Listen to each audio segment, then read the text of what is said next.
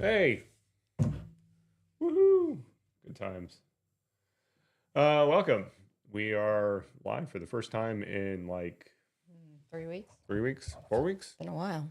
If you skip 3 weeks, does that mean you've the first time you're live in It's like four you're weeks? starting over, I think. Yeah, it is like we're starting over. I think the cardinal rule of streaming is just do it no matter what, and we just ended up. Unfortunately, we've had travel and oh gosh, the well, your broken hand. Yeah, broke my hand. I Yeah, don't. I don't know if that was caught on stream yet or not. I don't actually remember. Yeah, I think that is actually the point at which we stopped streaming. Is Yeah, so yeah, we had a few hits. yeah, some hits. You didn't actually break your hand hitting it, so I don't. That wasn't all that funny. No, no, but I do have We can pretend. I do have a very broken hand. My one pinky is now half an inch shorter than the other one, which is Yes, Koki, it's going to be a monthly thing. No, we're going to get back to reasonably next. Well, we're going to do it this week, and then next week we're probably not going to do it because we will be at what we're RSA. talking about today, RSA. But after that, I think we're going to try and get back on a what do they say? Regularly Regular cadence? program schedule. I don't know. Regularly scheduled programming. Regularly scheduled. Yeah, I'm a little tired. yeah. Also, if you really want to have to rewire yourself, have a finger that's too short, and then try to type. Because Oh yeah, because his pinky now is like my home kinda row like for my left that. hand is now a ZSDF, not A, and it's the number of times I try to hit tab and hit caps lock has been absolutely frustrating. So, but in a few weeks I'll get it fixed and it'll be the right length again and point the right direction. So very excited. It is. He actually was approved for surgery on Monday, Yeah. and that has all been now passed to the surgeon. So we should get a surgical date. Any day. Hopefully, maybe Okay. even later today, Yeah. but soon. Yeah. So So we're very, very excited about that, actually. But it will not be for at least a week. not going to get it done at RSA. That would be a really fun RSA party to be like, hey, come watch Bruce's surgery. Yeah, that's a real sales Double dog dare, yeah. Yeah, I like that. So You wouldn't even watch yourself get surgery. I would not, but there would be people there that would. I think. Oh, I would. There could be a real interesting business in having a booth at RSA that does hand surgery. It's kind of like the one where you held puppies. Yeah, except not. So anyway, so we are as. But I bet they would remember our name. Yeah, we are the least prepared as possible for this particular show. So we are going to be at RSA next week. Why are we going to RSA? Well, why aren't we going to RSA? Doesn't everybody go to RSA? Yeah, I mean that's nobody goes to that restaurant anymore. It's too crowded. Yeah. No, we are going to RSA because we will have a booth at RSA this year. We're going to be up in the early stage expo, peddling our wares as it were. Yeah. I'm kind of excited about it, actually. One of my we went back to RSA for the first time. I think it was in like 9 years last year. It's our first time back. And not surprisingly, it had changed a little bit as an event. I wouldn't say a tremendous amount, but definitely some. Yeah. And one of the things that I had always liked doing best at RSA in the past was going to the exhibit floor. And at that time, all of the new or the smaller companies, the up and comings, used to be around kind of the perimeter of the exhibit floor, the cheap seats, as it were. And it was super fun to kind of walk around that area and see what the new companies, were, what was on the horizon. And now they've kind of introduced this like early stage expo, and a lot of those companies that would have been down in that area are now in this space. Yeah. And it's kind of cool. They kind of even the playing field for all of the companies. So you just buy into the space. All the booths are the same.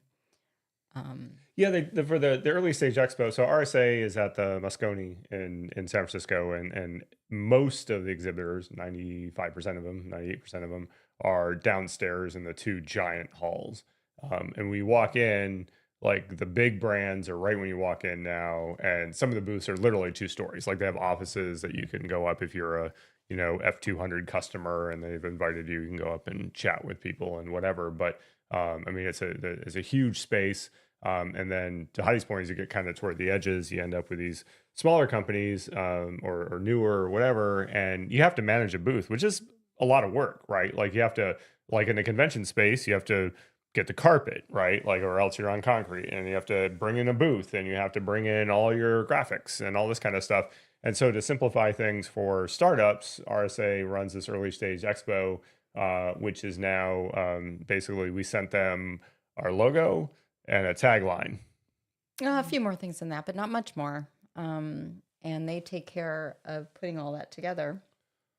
And then you go and man your booth for about 2.5 days, not even really. Yeah.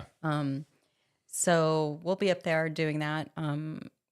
It's really targeted, which I appreciate. I think it's going to be super fun for us to people who tend to visit that part of the conference as well. Are going up there. A, they're curious. B, it's a different type of people that go and visit that part of the conference as well in general. So I think it's going to be really good for us. We're also obviously RSA is where people go to have meetings, so there'll be a few of those on our agenda.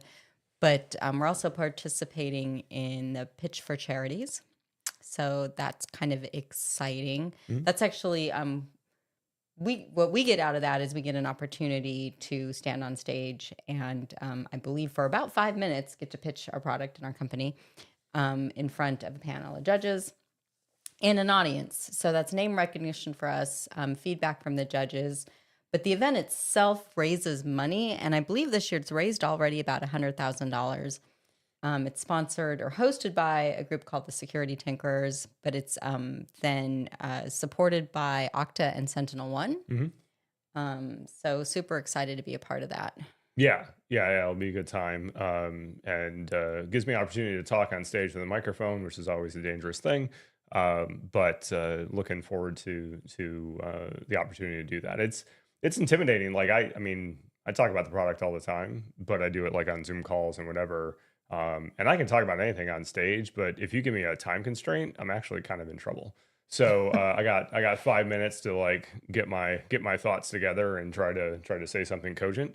And not tell too many stories because I will go off. Yeah, you are a storyteller on a journey and tell some stories. So I look forward to constraining my inner storyteller and being on task for at least 5 minutes, because then there's a few minutes of Q&A, and then I'm just gonna riff. Like I'm just gonna absolutely. Yeah, and then they're gonna hook you off the stage. Yeah, then they're gonna pull me off the stage. So yeah. So it'll be. I mean, it's a busy week. A lot of walking, and I think there's certainly a difference of going there and attending versus going there and exhibiting, right? Like, because now we got to walk, work the booth. There's a schedule. You don't get to come and go as you please, and that kind of thing. And I think it's a ton of fun. But I would say after 3 days of talking to anybody and everybody who walks up the booth and wants to talk to you, mentally you're pretty done. Like I expect by next Thursday we are going to be well and truly mentally just on another planet. I know even we did Blue Team Con last year in Chicago, and that was only 2 days. And by the end of that, I was definitely struggling a little bit. We had like a team. Well, never mind, you were also sick. But yeah, it turns out I was also sick. But we yesterday we were having a team meeting, kind of prepping for it, and one of the words of advice I gave to the team was like, if you reach a point where like the person is just like Charlie Browning at you, wah, wah, wah, and you're like cannot pay attention anymore, like finish that conversation and just be like, I got to take a break and just like go walk away, find a quiet corner, doom scroll, whatever you got to do to get your head screwed back on straight. But it's a challenge, right? Because I think one of the things that I've noticed when I've done this, because we used to do this way back in the day in the late 90s, when we were working for Internet Alaska and having to go to ISP Con and weird places like that. You have a conversation with a person and you get 6 or 7 sentences into it and you're like, have I already said this to this person? Because you say the same thing over and over and over and over and again, and then words stop to have meaning. You really don't know if you told this person the things you wanted to tell them. It's a mental slog. Wow, you've never worked Well, actually, that's not true. You just about to tell Bruce that he's never worked retail, and that's true. Um, but he did serve samples at Costco for 2 months. 2 summers. You did it 2 summers? 2 summers. 2 summers. Right. Yeah. So maybe a total of 3.5 months. I did work at Taco Bell for 3 days. 3 days at Taco Bell. Speaking of stories. Yeah. So they were going to promote him after 3 days, and then he quit. I quit. I got a job as a runner at a law office. It was a lot better deal. Yeah. So. Getting quad shots for his boss every day. Yeah, she did not need quad shots, as it turns out. So I guess, what's interesting is the week before RSA is a sharp contrast to the week before ShmooCon. I think that I would say there's similarities. there are some similarities. Like the frenetic nature of this week is dramatically similar. I think that we well, I would argue that we have done that to ourselves because our schedule's been stacked. Yeah. Yeah. Let's just own that. Yeah. No, for sure. I mean, personal schedules and everything else, everything all collides together. And of course, everything happens at the worst possible time. So we find ourselves very busy. But, I think for RSA, I feel like I'm going in more directions at once this week than I do in the weeks that led up to ShmooCon. I mean, I think part of that is that, we knew what we were doing with ShmooCon. Like we knew the path we were traveling with RSA. And some of these other events that we've been going to, I would argue as much as we can navigate, the con life, the con feel, whatever, it's still new and it's somebody else's, backyard, right? Yeah. Add to that, it's startup life in a sense. I mean, we're wearing many hats, doing many jobs. So last week, I have created a flyer, right? I've ordered the flyer, I've ordered business cards. I didn't order swag this time. I was going to say I ordered swag, but actually we had enough. We're putting together, with help from some of the staff, the demo corpus. Kyle's helping us out with that, right? Figuring out, what we need to wear, what we're going to bring, what we're going to pack. What other marketing materials we're going to have, Yeah, I think, you think about like the presentation in the booth as being like the participation. Even the what we're going to play on the screen, right? I'm putting that together right now. Yeah. So. But there's a lot of behind the scenes stuff that takes a lot of energy, which is true of every company that's there. And For sure. And what we're putting together is really chump change compared to what these booths downstairs are going to look like, right? Yeah, yeah.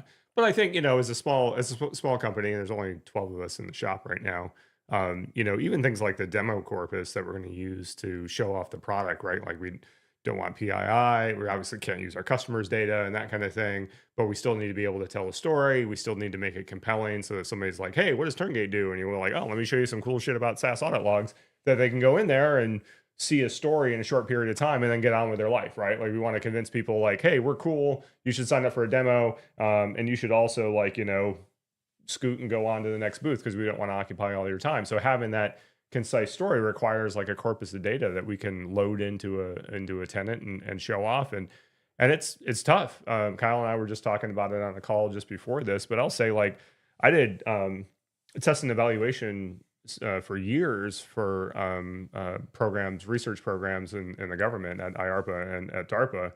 And oftentimes the testing in the test corpus, like the thing that you would use to generate all the data that all the software would run against and you could show off, was one of the hardest parts. And I think, that's what we're seeing now is like, hey, we need to be able to have this environment that we can show off. And like creating synthetic data is a hard problem. So from a pre-con technical challenge, I think that's one of the more interesting ones that we're dealing with is how do we create a story and a synthetic data model or data set that we can actually use. And it's tough. Well, it's tough interesting too. I think for us, it is just sort of a little bit of timing. Like we're finally at a point in our product build where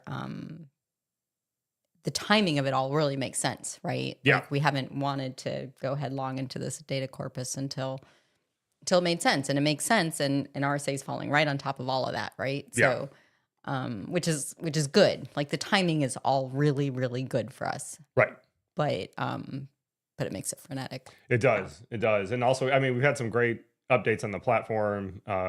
We did a big UI redesign a couple of months ago and really changed how users engage with the product, and the feedback on that's been really good. And then there's some features that we've been wanting to put functional features that we want to put on the platform, like free text search. Like you got a weird string in the data set you want to search for, like we want to support that. And some more advanced searches on location and that kind of thing. And when we were talking about like what do we want to show off at RSA, those kind of features made the list. And so the team's been doing a heck of a job the last couple of weeks working to get all the features working the way that we want, so we can kind of put our best foot forward at the show. And it's useful to have a forcing function, and I think that's cool and all, but we also don't want to drive everybody really hard all the time. But this is one of those instances where like, hey, we got this opportunity. It's a once a year kind of thing. Let's do everything we can to make sure that we've got everything on the screen that we can show off, to try to make the product as cool and useful as possible. Yeah, exactly. And we're super hopeful that that lands, sometime next week. I mean, that's the goal, right? Yeah. And it's hitting. Hopefully before Tuesday. Yeah. Well, I mean, that's the goal, right? Yeah. We're shaking it all out over the next couple of days, but it's looking really good so far. Yeah.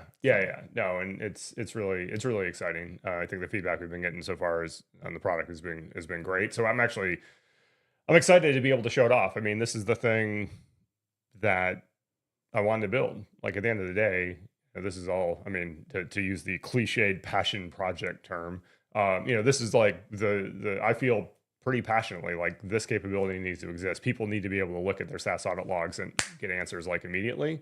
And we're at a point that can happen. So even though we've got a booth that's about the distance between Heidi and I, it's not a big space. It's our first chance to really go show it off for serious in front of people who are really interested in it. And I think the feature set that we'll be releasing, in the next week is a big one. Yeah. It gets us to kind of right exactly where we want to be. So it's exciting, but like stress. I mean, holy cow.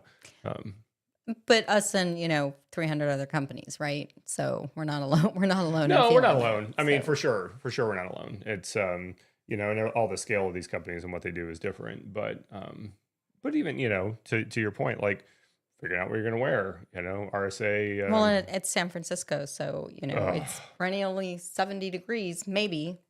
Yeah, with like a spot of the day where it'll be like 80 for like 10 minutes, where you're all dying, and then clouds show up and it's 50. Right. So it's Evil. kind of, you just got to figure it out. But then, there's evening events, whatever. And that's just, at least for Bruce and I, kind of not our lifestyle. So we get to figure it out. Well, It's also on the wrong coast. So like we're old and go to bed early, and then we're going to be 3 hours away on a different time zone. Right. Man, but the good news is, face down on my dinner plate. Since I think the people watching know the joke, is that Ken will probably show up on time in the morning. So yeah. That's good. Yeah, Ken will be there. So it's Heidi and I. Ken, our engineering lead, ? I always get his title wrong. Chief engineer, who is habitually late when he comes to the East Coast, but I have faith that he will be on time on his own time zone. And then we're bringing Raina, one of our front-end engineers. She's coming down out of the mountains of Colorado, so she will have all kinds of extra red blood cells and a lot of energy because we'll be at sea level. But she's going to be there talking to folks as well. So we're excited to have a fair bit of the team on the ground together, because we don't get to see everybody all that often. Yeah, well, yeah, super excited. We actually met Raina really for the first time at ShmooCon, but didn't really get to see her. So no, we did. We just wave in by the booth like hi. Right.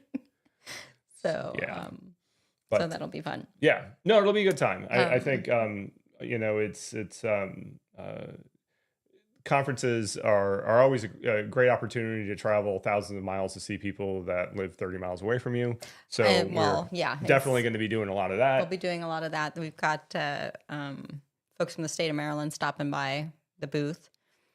Yeah, we're going to do a photo op with the Lieutenant Governor and the Secretary of Commerce. Yeah, that'll be fun. I'm going to look like a ruffian next to them, but I think that the state of Maryland is doing a lot to try to position itself as like a cybersecurity center, both in the U.S. and across the world. And so they are one of a number of geographic areas that have like events and people on the ground and whatever to try to lure businesses to those areas. And obviously Maryland has NSA and all the associated apparatus around that. So they already have a lot of cyber, but we were talking with them with the Maryland reps last year, and as much as like there's that nexus of work at NSA, it doesn't necessarily map to like the commercial industry, right? There's a huge contractor base and there's all the government employees and that kind of thing. But it doesn't necessarily mean that then like there's a cybersecurity center of gravity in Maryland just because of that. So I think that it'll be interesting to hear this year how things have evolved with the state, but we've also been courted by the province of Quebec, a province of Quebec. Glad you got that right this time. Thank you. I said the province of Ottawa the other day, which showed my absolute ignorance of Canadian geography. So with apologies, but Ottawa is Quebec is going to be there. Ireland's usually there. There's a whole bunch of countries that come there, and so the idea that if a country is willing to put people on the ground to try to lure business, that an event like RSA is one of the big events of the year where people who make the decisions come to talk about cyber stuff. Speaking of states recruiting people, did you know that West Virginia has like a whole recruit people to come live in their state thing? And they like if you go there and live there and work there, they'll like pay you to do that. You should Google that. It's pretty interesting. Wow. Yeah. I didn't know. I'm sure other states do. Is there a dividend like Alaska? It's not quite like that. It's not paid out of like oil revenue or promised to every person who lives there. Yeah. But it's like certain requirements and stuff like that. Huh. At least it was in existence as of like a year and 2 years ago. But it is a beautiful state. Beautiful state. Really, I would agree with that. We biked along the river. Can't remember the name of it. Did 50 miles. Did 50 miles along the river through Morgantown last year. It was pretty. That was gorgeous. Yeah. Well, we've been a fair number of places around the state. Actually, it's yeah, and hopefully we can leverage this little plug as a sponsorship from the West Virginia Chamber of Commerce. If anybody has any good connections there, we'll take that. That would be a fun one, or even just a sales call. I think we might have a sales call with the CISO of West Virginia. I assume that's a thing. I don't know. Actually. Well, we should look that up. It's actually a really neat program. It was pretty cool. No, that's good for them. So yeah, other than that, I don't think we're going to stream next week, but we'll pick it up the week after, and maybe we'll take our fancy new demo car person and just show off the product that one. That might be kind of fun to do something like a little demo scene. Yeah. Did you see me throw down some like old school? Yeah.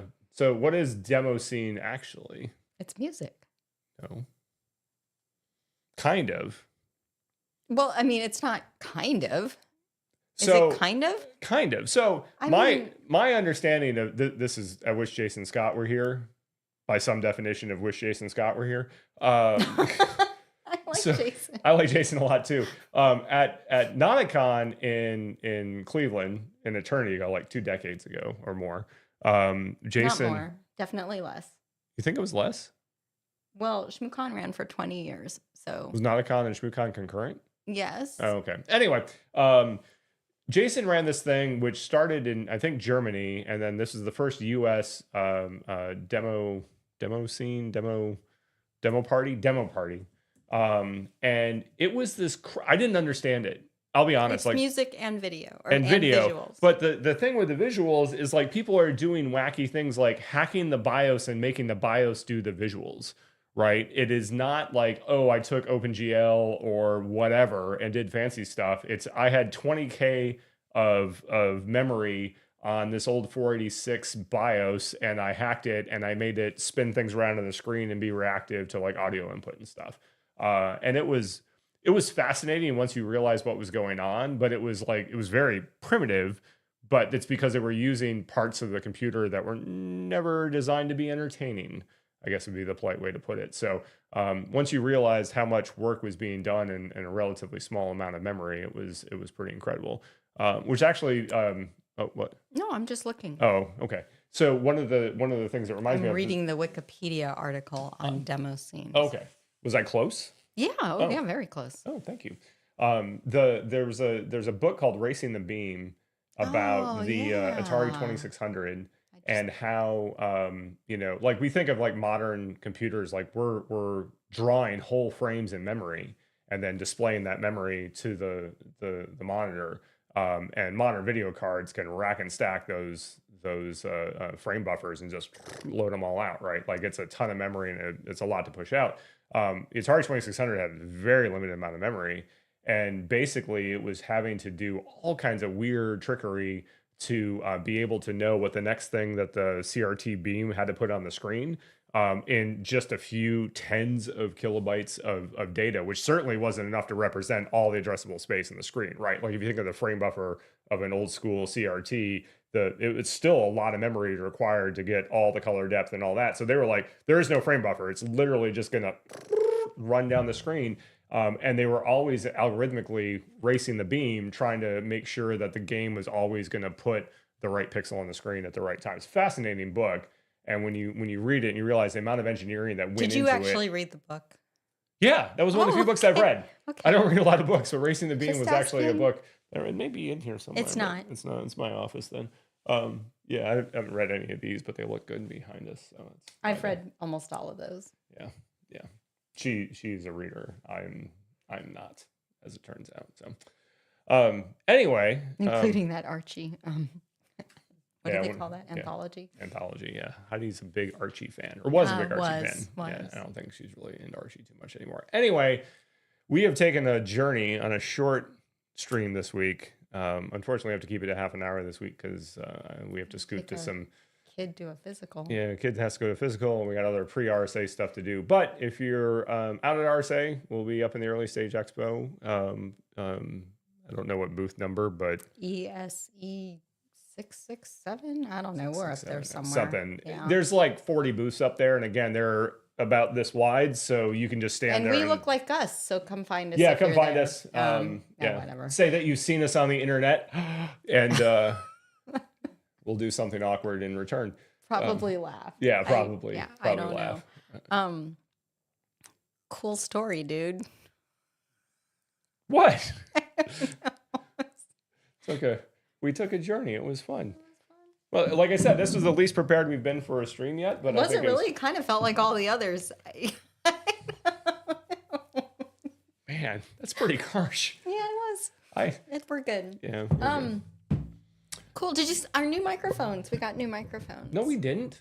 I'm pretending. Okay, we got pop covers on the mics. Yeah. We were recording something, and I had headphones on for the first. Oh, we were doing a podcast for somebody. Yeah. And with the headphones on, I could actually hear the pop when people were talking to it. So I ordered cheapo things, but they look cool.